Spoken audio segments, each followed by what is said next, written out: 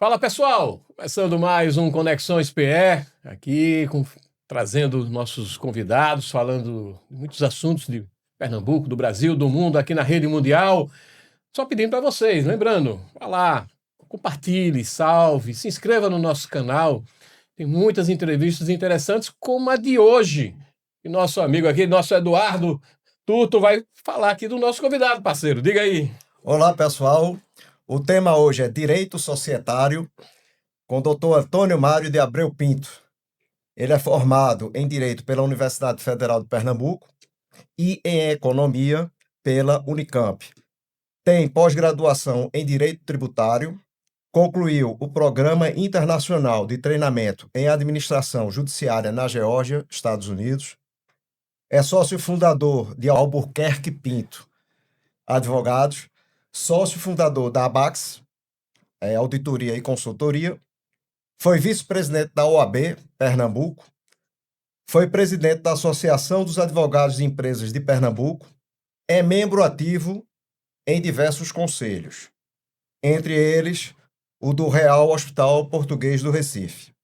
Exerceu o cargo de secretário de Desenvolvimento do Estado de Pernambuco e é o atual presidente do IBEF, o Instituto Brasileiro de Executivos de Finanças, Pernambuco. Doutor Antônio Mário, muito obrigado pela sua participação aqui no nosso programa Conexões PR. Eu é que agradeço a oportunidade, né? E fico lisonjeado pelo convite. Doutor Antônio Mário, queríamos começar do básico. O que é exatamente o direito societário e por que ele é tão importante para o funcionamento das empresas? O direito societário é que cuida das sociedades, né? As sociedades entre pessoas, né? Antigamente o direito societário tinha que ser entre duas pessoas, né? Hoje já pode ser individual, né? Que é as sociedades unipessoais, né? Antigamente era EIRELI, né? Então o direito societário é que são as pessoas jurídicas. Ela separa o patrimônio da pessoa física, do sócio, né? Do patrimônio da empresa. Vamos dizer, você é um empresário, tem uma atividade empresarial, você não quer misturar os bens da empresa com o seu bem particular. Então, a melhor forma é você constituir uma sociedade para fazer a distinção, o princípio da entidade ou da autonomia da personalidade jurídica do direito. Na contabilidade, seria o princípio da entidade, né? Uhum. Eu só lembro também que eu sou contador, viu? No CRC. Faltou no Faltou, currículo. mas um baita currículo desse. E, Eduardo, por favor, você até deixou na tela aqui um material para a sua pergunta. Só para o pessoal aqui, para clarificar melhor, que é mais comuns, né? Os modelos, melhor dizendo, mais comuns que existem no Brasil, que é o MEI, né? Que é o microempreendedor individual, né? O empresário individual, que também é uma forma de pessoa jurídica, a unipessoal, que o Antônio Mário fez um comentário, né, que a EIRELI está em desuso, então as pessoas estão mais utilizando essa modalidade, a unipessoal, a sociedade limitada e a sociedade anônima, a famosa SA. E aí, nesse contexto, doutor Antônio Mário, eu queria assim, qual é a diferença prática, né, já que o tema é direito societário, de uma limitada para um SA? Quais são as vantagens e desvantagens e quais são as diferenças práticas? A diferença prática, na verdade, é que a SA é uma sociedade, na verdade, de capital, não é uma sociedade de pessoa propriamente dita, né? Uma limitada, existe um affect societatis muito mais forte, né? Você está muito mais envolvido com o seu sócio do que no SA. SA é uma sociedade onde você tem um capital investido e não existe isso. Agora, é mais complexo um SA, porque você vai ter que publicar balanço.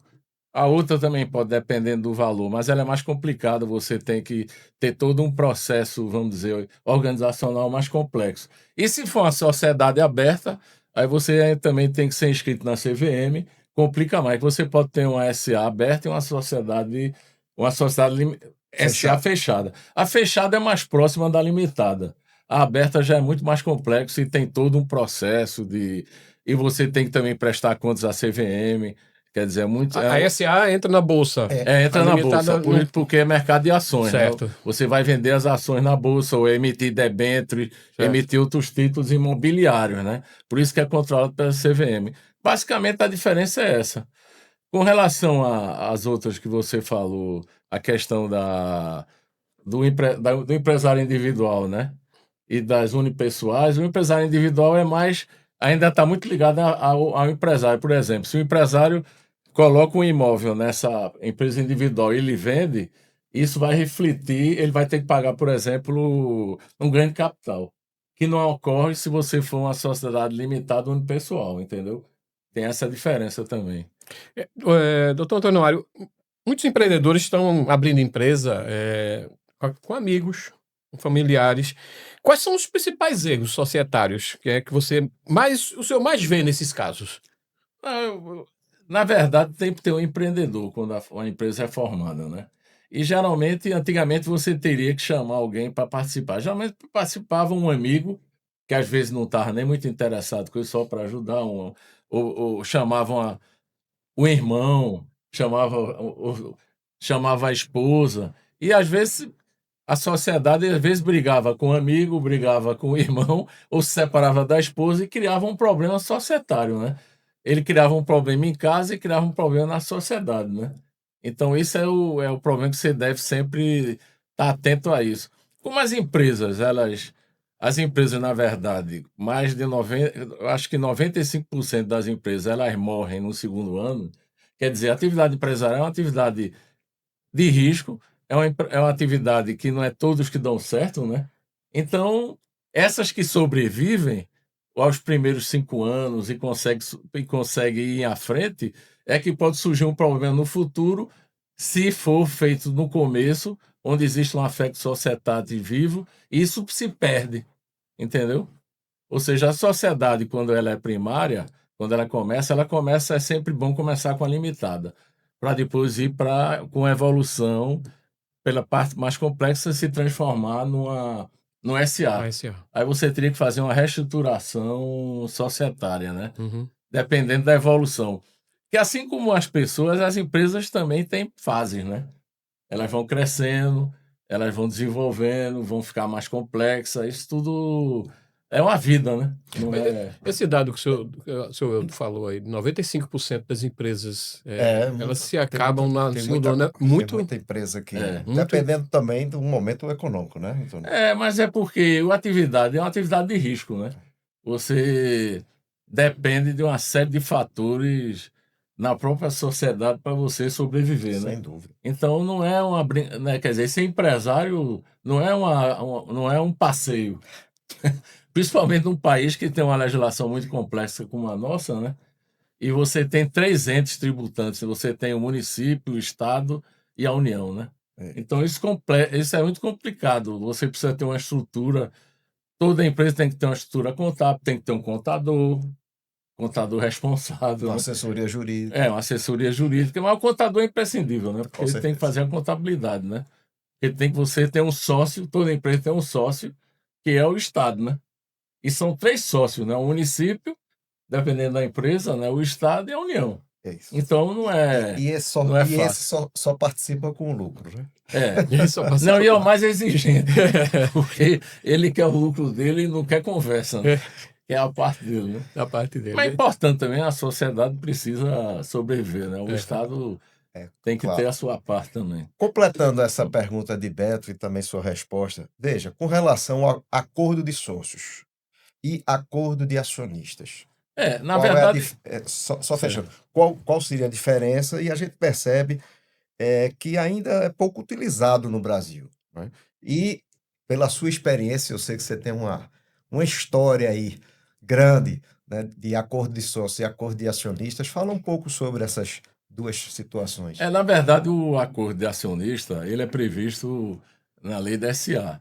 E as empresas limitadas, elas são reguladas pelo Código Civil. E se utilizou desse acordo de acionista que se chama acordo de cotista, né? O Certo. acordo de sócios, né? Mas na verdade seria acordo de cotista, acordo de acionista, que é um instituto mais da lei da SA.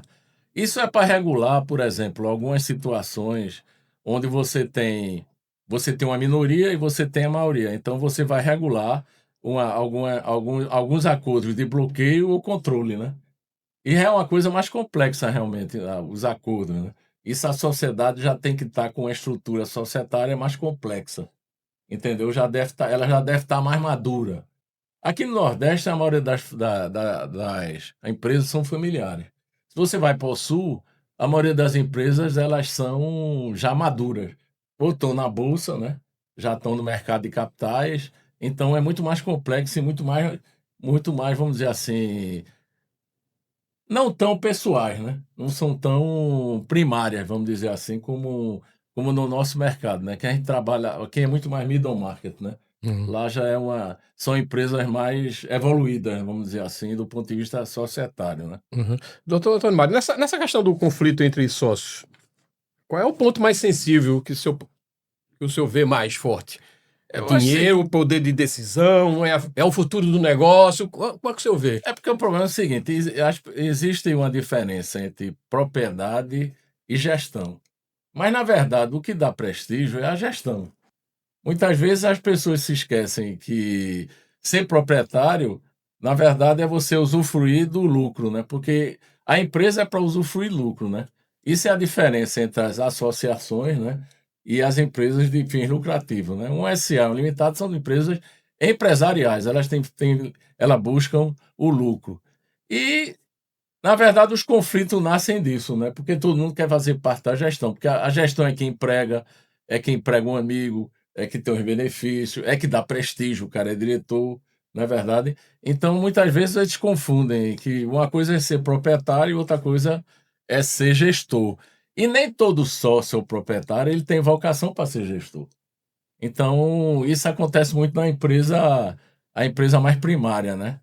Por isso eu acho que é aquela resposta, porque tantas empresas não conseguem evoluir, justamente porque não tem essa parte da gestão, né?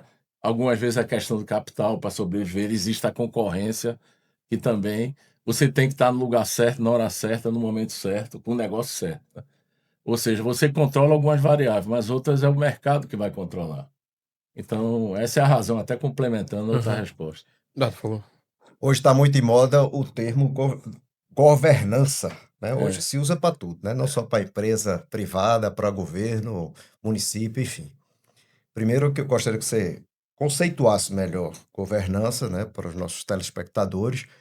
E como é que está isso com as empresas médias, pequenas, com relação a essa preocupação que você tá tendo, né? Quer dizer, você pode ter o acordo de acionista, você pode ter o acordo entre sócios, mas a governança ela é um pouco mais ampla, né? Ela se estende um pouco mais para a empresa como um todo. Fala um pouco a respeito A disso. governança, ela na verdade é os órgãos de gestão, né? Você tem uma governança no SA, aí geralmente você tem uma diretoria, você primeiro tem a Assembleia Geral, que é o órgão dos sócios onde ele delibera, é o legislativo, vamos dizer assim. Certo. Depois você tem a diretoria, que é o executivo. E você tem um conselho de administração, que seria justamente aquele órgão que vai planejar e auxiliar a diretoria naquela função executiva, de administração propriamente dita, né? Aí vem aí o acordo de acionista, Toda para poder SA controlar. que está na bolsa é obrigada a ter conselho de administração? Ó, isso, na verdade, não é uma obrigação, é uma necessidade, né, de ter ela tem um conselho de administração, né? Porque faz parte de uma governança evoluída. E para você se classificar na CVM em alguma, você tem um B3, etc., você precisa ter um conselho de administração que Conceitualmente é bom, né? Para poder conceitualmente é vender bom e suas mostra ações. uma evolução, né, do ponto de vista societário, mas não é obrigado a uma SA ter um conselho de administração a rigor pela lei, entendeu? É uma opção, mas isso, as empresas da Bolsa 100% têm conselho de administração, tem conselho fiscal. O conselho fiscal na fechada é opcional, na Bolsa já é obrigatório, quer dizer, tem uma série, que também é uma coisa. Tem auditoria também, a CVM também existe, você tem auditor independente, justamente para controlar mais, né? E no caso, por exemplo, sem citar nomes de empresa grande que teve um problema recente, né? Mais ou menos recente, na bolsa. O executivo responde. O conselho de administração responde também. Responde também. Ele é gestor, né? Ele também Ape- responde Responde pela também empresa. vamos dizer assim, logicamente o diretor está mais exposto, mas o conselho também responde. Ele também é co-gestor, né? Da, Ele é responsável. Inclusive, ele tem que controlar também a diretoria e se souber qualquer coisa que esteja sendo mal conduzido, ele tem a obrigação de denunciar, entendeu? Ao próprio conselho. Foi a analogia bem feita que você fez. O executivo seria o presidente executivo, né, como É, nosso país, é o presidente, o vamos dizer. legislativo seria o conselho de administração. É. E também a Assembleia Geral, né? Que, de certa forma, não deixa de também ser um órgão deliberativo, né? Eu queria aproveitar que você que tem pós-graduação tributária, Hum. vou emendar aqui uma pergunta, Mande. Beto, com relação ao Simples Nacional. Há uma preocupação muito grande. Acho que a gente já está há mais de 8 anos com 4.800.000 ano, que é o nosso limite, e tem o sublimite estadual, que é 3.600.000, que você tem regras diferentes em relação ao ICMS, na atual situação, né, antes dessa reforma tributária. Qual é a sua visão em relação a essa questão do Simples Nacional, né? Do quê? Do Simples Nacional, Ah, da do Simples, modalidade, Simples. do Simples Nacional, né? Que a gente tem até 4.800.000 Certo, certo, ano, que certo, a certo. empresa está inserida no Simples. Então, o que é que está acontecendo? A gente tem visto no mercado. Uma empresa que chega em dezembro, está próximo de 4.800.000, ela prefere não vender para poder virar o ano e continuar no Simples, porque se ela passar do Simples e deixa de ser Simples Nacional, ela passa a ter uma modalidade diferente e paga mais tributação. É, Então, como é que você daria assim conselhos ao empresário com relação a esse assunto e aos sócios, né? Estarem ligados nessa. isso é o problema, é o seguinte, como o Simples ela é como se fosse uma empresa que tem um certo benefício fiscal por ser simples, né? Mas a verdade, eu acho que isso é a consequência do sucesso. Se você começa a faturar mais, você consegue ter mais lucro, então você vai sair do Simples. Mas essa mudança, essa fronteira entre o Simples É e um regime do crédito tributário, ou do lucro real, do lucro presumido, né? Ou do lucro real, às vezes o empresário ele não está preparado para ir para o lucro presumido. Então ele prefere até, talvez, retardar um pouco o lucro para botar no outro exercício para manter. Mas ele vai ter que evoluir, né? Eu acho que nos Estados Unidos, por exemplo, você pode ter várias empresas no Simples. Lá tem um regime parecido em alguns estados. Então você declara no imposto quais são as empresas que você tem Simples. No Brasil tem essa limitação, Somos é, CPF, né? porque eu acho o seguinte: você pode ter uma empresa simples, você é um empresário, você tem um armarinho. Você tem uma empresa simples, você tem um posto de gasolina. Você tem uma empresa simples que você tem uma alfaiataria ou investe em alguma coisa. Aqui não, isso impede. Aí isso cria um artificialismo, que o cara começa a botar laranja. Ou bota um amigo, ou bota um empregado, ou bota um irmão, ou bota o primo.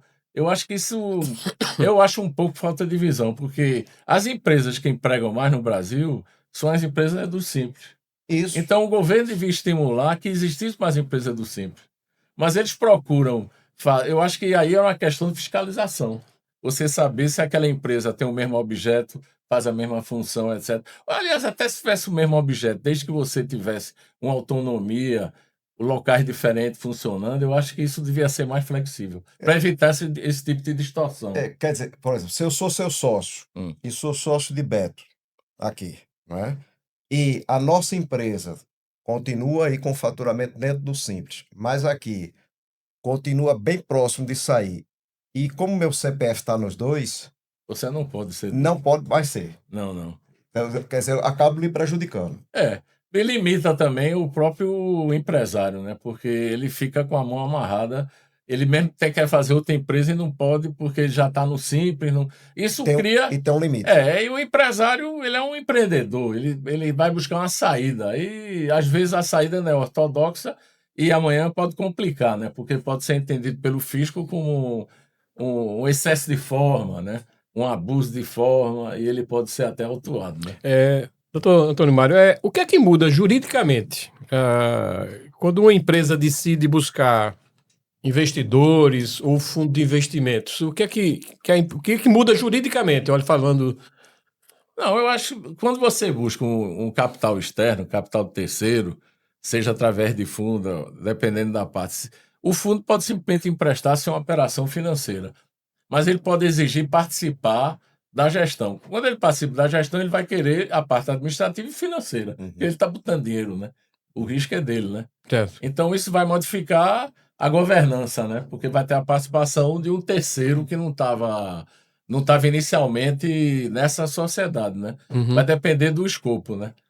Agora, geralmente, quando entra um fundo, vamos dizer, capital venture, né? Que o cara investe no capital.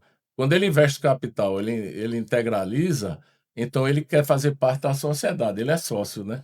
Então ele vai querer controlar a parte, pelo menos geralmente, a administração e financeiro. Né? Financeiro. Ele vê o controle para não haver abuso, né? Eu entendi. Eduardo, por favor. Vamos lá, falar de recuperação judicial. Né? Às vezes, a recuperação judicial ela é vista, muitas vezes, no Brasil como fim, entre aspas, fim de linha. E não é bem assim. Né? Então, assim, qual é a sua leitura? Por exemplo, caso prático, você tem uma construtora que está em recuperação judicial e você resolve comprar um apartamento dessa construtora. É mais garantido você comprar ela numa recuperação judicial do que ela está, por exemplo, com um passivo muito alto e descoberto. Isso é prático? Ou como é que está sendo a leitura em relação aos clientes e a compra de determinados imóveis e outras coisas? Porque, assim, produtos de prateleira, né? Se alguma empresa de alimento entrar em recuperação judicial, você pegou o alimento ali, você leva para casa, mas uma coisa é você comprar um imóvel. É um patrimônio. A recuperação judicial é um instituto para tentar salvar a empresa, né? Que a empresa ela gera tributo, ela gera emprego. No Brasil existe um preconceito muito grande contra as empresas que não dão certo. Mas como eu disse no começo, se 95% das empresas elas morrem nos 2 primeiros anos, isso prova que é uma atividade muito de risco. Se você levar nos Estados Unidos, isso é muito mais natural. Muitos empresários quebraram e depois se reconstruíram. Você tem exemplo, por exemplo, nos Estados Unidos, o próprio Henry Ford, o próprio Sim. Thomas Edison, todos eles quebraram uma vez e sobreviveram. Nos Estados Unidos é natural e compreensível que um empresário quebre, porque é uma atividade de risco, de alto risco. Até essa própria estatística que eu dei mostra que é de alto risco. Mas no Brasil existe um preconceito muito grande, principalmente também até do Estado e da parte financeira dos bancos, que muitas vezes não deixa as empresas sobreviverem, né? Agora, essa recuperação judicial, ela pega só até a data da entrada na recuperação judicial. São as dívidas passadas, que ela dá uma suspensão, dá um fôlego para a empresa poder recuperar. E tem que ter um plano. Esse plano tem que ser cumprido. Esse plano tem que ser cumprido pela gestão e ela vai, se cumprir o plano, ela vai sobreviver e sair da recuperação, senão vai falir, né? Sim. Ela vai quebrar. Mas nesse caso, Eu entendi sua do pergunta. investidor. A questão, logicamente, é muito melhor você ter uma empresa que esteja sadia, né? Sim. Principalmente seja construtora ou qualquer coisa. Apesar das construtoras, hoje elas fazem muito sociedade de propósito específico, né? E tem também o patrimônio da afetação, que protege o empreendimento separado da empresa, entendeu? Então, eu acho que na parte de construtora isso é mais facilmente resolvido se você for por esse ângulo, entendeu? Mas você, como consumidor, Hum. querendo comprar um apartamento, um bem, o que é que seria melhor? Uma empresa que está em recuperação judicial ou aquela que tem um passivo muito descoberto? Eu acho que a recuperação judicial, pelo menos, tem um plano Dá para público. proteger mais. A outra que está, vamos dizer, com o patrimônio descoberto, vamos dizer assim, o passivo é maior que o ativo, né? Patrimônio líquido negativo, então é muito mais perigosa, porque ela está muito mais perto do abismo. A outra, pelo menos, já tem um plano para sair, né? A outra está prestes a entrar na recuperação, numa falência, né? O risco é muito maior, eu acho, né? Apesar de muitas vezes você não sabe, porque você não analisou o balanço da empresa, não sabe a real situação, ou o balanço também pode estar mascarado, né? Mas, de qualquer forma, a sociedade sempre existe um boato, né? Sempre existem alguns indícios que a empresa está com algum problema, né? Perfeito. Doutor Antônio, deixa eu falar, como o senhor falou, sociedade, da Sociedade Anônima do Futebol, a tal da SAF, que virou aí 3 letrinhas que inundar o futebol brasileiro. Do ponto de vista societário, o que essa estrutura trouxe de inovação para clubes, para investidores? E o senhor deve ter um conhecimento também sobre aqui para o nosso futebol pernambucano. A gente, inclusive, o escritório Albuquerque Pinto, a gente presta assessoria à Cobra Coral, né? Que é a SAF do Santa Cruz, né? Uhum. Inclusive, a gente ajudou a trazer, através de outra sociedade, que eu faço parte também, os investidores, né? Mas, na verdade, a Sociedade Anônima do Futebol, ela visa, primeiro, existia no Brasil, eram associações. Uma associação são associações de pessoas sem fim lucrativo, elas não buscam lucro. A Sociedade Anônima busca o lucro, é uma sociedade empresarial. E essa lei ela foi criada, primeiro, para resgatar uma série de empresas ligadas ao futebol, uma série de associações ligadas ao futebol, que estavam em dificuldade financeira. Então, ela dava um prazo de 10 anos, dava as condições de pagamento de tributo, e fazia o quê? Era como se você separava a atividade do futebol das outras atividades da associação. A associação mantinha-se e você fica com a SAF, que é independente. Santa Cruz, por exemplo. O Santa Cruz Futebol Clube, a Associação Santa Cruz continua. Que é o basquete, o handebol, os outros Exato. esportes. Com o patrimônio dela, com a piscina, com a sede social. E a SAF fica, né? Ficaria com sem treinamento, com o estádio, com a base. Que a Cobra Coral seria. E a associação tem uma participação nessa SAF. Essa participação, no caso de Santa Cruz, seria 10%, ou seja, a SAF tem 90%. Tem umas SAF que tem 100% de participação, porque a associação desaparece. Algumas empresas já começaram como SA, depois se transformaram em SAF. Outras empresas, elas, na verdade, mantiveram a associação e a SAF separada, não é verdade? Então, a SAF visa justamente transformar uma atividade que não era lucrativa numa atividade lucrativa e que os participantes da SAF buscam o lucro. O senhor acha que essa é uma tendência que vai ainda crescer? Eu acho, porque é uma questão de governança novamente. Aí vamos para a governança. Porque a sociedade anônima ela vai ter que ter muito mais transparência. Ela vai ter que ter auditoria, vai ter que publicar balanço. Ela tem uma série de exigências que a própria legislação da SAF exige. Uhum. Numa associação, não. A associação, muitas vezes, a gente sabe, até por experiência aqui no futebol de Pernambuco, que os clubes passam por dificuldades, né? Uhum. E a atividade de futebol é uma atividade de alto risco também. Por quê? Você precisa estar sempre investindo. Você precisa... Jogador pode dar certo, pode dar errado. Tem o imponderável. É um imponderável, quer dizer, é uma atividade que, por exemplo, o Real Madrid, quanto é que ele tem que gastar e continuar gastando para continuar ganhando? Ou seja, e aí, às vezes você monta um time, custa uma fortuna. Eu acho que o exemplo do Sport no ano passado é um exemplo. Gastaram muito, mas não deu resultado. Isso é a mesma coisa de uma produção de Hollywood, né? Uhum. Spielberg teve filme que foi um sucesso com um orçamento pequeno e teve filme com um orçamento milionário que foi um fracasso. Ou seja, é um imponderável, né? Isso vai depender de variáveis que você não controla. E coincidentemente, falando dos clubes daqui, os 3 estão em recuperação judicial, né? Os 3 estão em recuperação judicial, porque tem que ter um plano para sair dessa recuperação judicial, porque a recuperação judicial é importante para viabilizar a SAF.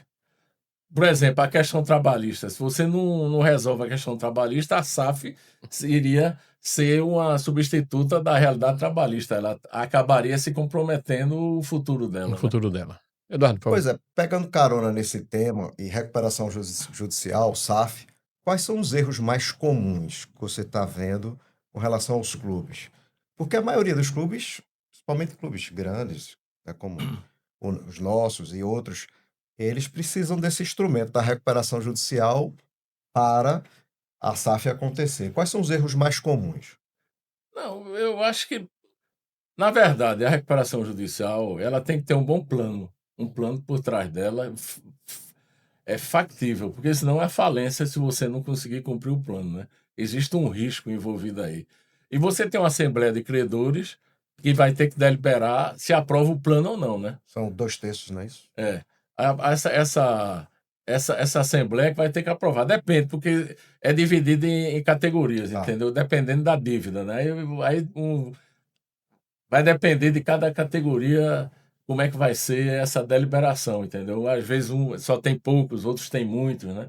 A parte trabalhista geralmente é a parte mais relevante, né? E muito mais importante de uma recuperação judicial, né? A do esporte, a Assembleia já está aprovada, né?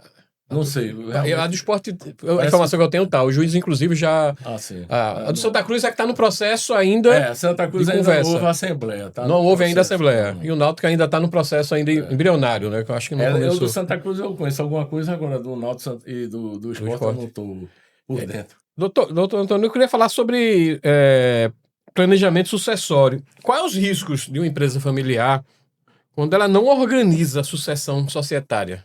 Eu acho que o planejamento em qualquer área é importante, né? E na família, eu acho que é muito importante. Primeiro porque a família, a tendência é crescer, né?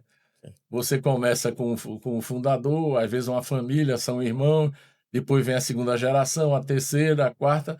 É muito difícil, a não ser alguns exemplos, por exemplo, a família Beretta talvez seja a sociedade familiar mais antiga do mundo, né? Dominada, ela é antes da 1500, né? Então tem uma sociedade que é a Beretta das armas, né? Que é bem antiga. Mas geralmente umas sociedades, elas não passam da quinta geração, ou são alienadas, né? Ou se conta, porque geralmente muitas não planejam isso, né? Não planejam essa sucessão. Sucessão. Eu, na minha experiência, eu vivi muito problema societário em empresa familiar, né? Na minha experiência prática, né? E geralmente é um processo desgastante, tanto para a família como para a empresa. Muitas vezes destrói a própria família, né? Cria cisões, brigas, etc., divisões, né? É um processo doloroso, né? E, novamente, é a questão da empresa, né? Muitos não tinham vocação para suceder, outros não queriam suceder, e a empresa tem que se preparar para isso. Algumas empresas aqui em Pernambuco já começaram num processo de planejamento familiar, né? Criam até conselho de família. O pessoal que está fora da gestão criam a parte familiar, elas decidem. Às vezes tem um conselho formado só de mulheres, quer dizer. Eu acho que cada empresa tem uma história e depende do mercado, ela vai ter que ter um plano próprio, tem que ter um planejamento próprio para a empresa. Uhum. É como você ir no alfaiate e fazer uma roupa, você não é perto a Claro. poter. Você Cada vai caso é um ser caso. Taylor Swift, né? Você vai ter que realmente ter para cada empresa, vai ter que ter aquele planejamento. E existe várias empresas que dão esse suporte de planejamento. Eu acho que o próprio Eduardo trabalha um pouco É, nessa área, né?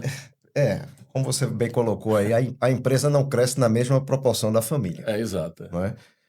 E quando é, pela tua experiência, que você já participou de tantas empresas com relação a esse assunto, Antônio, quando é que chega ao ponto que o advogado pode dizer, ó, gente, para aqui. Você já se deparou com situações como essa? Vamos tentar fazer aqui um planejamento com relação a esse assunto, porque a coisa, né, tá nesse nível. Como é o papel do advogado para a família nisso? Eu acho o seguinte: primeiro tem que ter a situação da família. Quando a empresa está dando lucro, tudo é mais fácil. Quando ela está bem, está dando lucro. Eu acho que o momento certo do planejamento é esse. Quando a empresa começou a dar problema de resultado, dar prejuízo, aí é aquela história, né? Quando é festa, todo mundo quer ajudar e participar. Agora, quando tem já um problema de gestão, já começa a dar prejuízo, aí começam as acusações e as dissídias, né? Que ninguém quer perder nada, ninguém quer ajudar e começa a ver. Por isso que eu acho que o momento certo para ver um planejamento é quando está tudo bem. Aí é que você tem que pensar no futuro. Isso até no campo individual, né? Até no casamento, né? Até no casamento. Eu acho que é importante você se preparar, né? Até psicologicamente, né? Porque também o casamento tem fases, né? Eu acho que aquela história, né? O grego até ajuda muito isso. Ele divide até a palavra amor, né? Você tem, né? Você tem eros, né? Você tem filhos e você ainda tem ágape, né? Que são as fases Uau. do casamento, que eu acho que se aplica também à empresa, né? Do ponto de vista, no começo, tudo é alegria, depois você Paixão. vai, depois tem amadurece, depois tem a questão dos filhos, né? É tudo um processo. Mas eu acho que a primeira fase, quando a empresa está bem, é a hora de parar e dizer, como é que eu vou arrumar isso? Como é que vai ser o futuro? Quem é que tem vocação na empresa? Quem quer ficar na empresa? Quem quer sair? Essas perguntas têm que ser enfrentadas, né? não é, Eduardo? Com certeza. Deixa eu aproveitar aqui que o senhor está aqui para a gente falar um pouco sobre a IBEF, Instituto Brasileiro de Executivos de o IBEF, né? O IBEF Pernambuco. Eu queria que o senhor falasse um pouco, no próximo dia 11 de março, vai ter um evento. Eu queria que o senhor falasse sobre o evento, mas falasse um pouquinho do IBEF também. O IBEF é o Instituto Brasileiro de Executivo de Finanças. Ele, na verdade, nasceu no Rio de Janeiro, justamente por causa da CVM, que era justamente o pessoal que trabalhava na área administrativa e financeira das empresas. São os CFO, né, que chamam, né, nos Estados Unidos, né? São os executivos de finanças, os controllers, etc., que tratam da parte financeira e administrativa das empresas, né? Então, o IBEF nasceu no Rio de Janeiro, foi evoluindo, hoje já está em 8 cidades, tem Pernambuco, tem Fortaleza, né? E parece que a Bahia agora também já tá abrindo o IBEF da Bahia. Mas aqui a gente já tem alguns anos, né? O IBEF aqui em Pernambuco já tem uns 15 anos, né? Então aqui a gente sempre faz, basicamente a gente tem o executivo do ano, o executivo justamente nessa área financeira, né? Que a gente escolhe um. No ano passado, que eu já era presidente, foi justamente o CFO da Moura do B, da construtora, né? E hoje vai ser o Romero Raposo. O Romero Raposo, que é o executivo do Grupo João Santos nessa parte de administração financeira, diretor, que é importante, porque justamente é uma empresa que está na recuperação judicial. Então, eu acho que é um momento importante, porque com essa reforma tributária, muitas empresas não estão preparadas para a reforma. Essa reforma é muito mais do que uma simples mudança de tributo. Ela é uma reforma que mexe com a própria gestão e vai mexer com uma coisa que as empresas não despertaram, nem os empresários, fluxo de caixa. O fluxo de caixa das empresas vai ter um impacto muito grande. Eu até acho que as empresas que estão hoje muito endividadas vão ter grandes dificuldades. Eu acho que as empresas têm que se preparar urgentemente para essa reforma tributária, porque vão sofrer muito. Algumas empresas vão ter, principalmente quando acabamos os incentivos que existem hoje, algumas empresas vão ter um impacto de 40% no aumento de tributação, né? Então, isso é um impacto muito forte. E as empresas não estão preparadas. E muitas talvez vão para a recuperação judicial, ou outras já estão hoje na fronteira da recuperação judicial. Então, eu acho que a experiência dele, do próprio Grupo João Santos, que foi uma empresa que estava com a dívida só tributária de 11 bilhões e meio, para negociar com a PGRN com 1,5 ponto, que a própria recuperação judicial foi necessária para essa negociação. Então, eu acho que é uma experiência que vale a pena ser assistida, né? Ok, doutor. Dia 11 de março aí com o nosso Romero Raposo nesse evento do IBEF. Deixa eu pedir para nosso parceiro aqui, Eduardo, agradecer aos companheiros aqui, as empresas que estão com a gente. Vamos lá, pessoal. Obrigado pelo apoio. A Alphaways XP Investimentos, a Delta Café, a Oclum Óticas, a Contar, assessoria contábil e tributária, Cultura Inglesa, CDS Sistemas e Taverna Suíça, lá da nossa querida Gravatá desde 1968.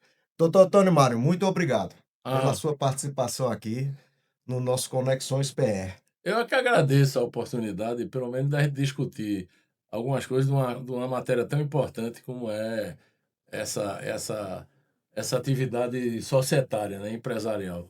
Obrigado, doutor Antônio. Obrigado a você que nos acompanhou. Já temos nosso convidado da próxima semana, Marco Antônio Costa.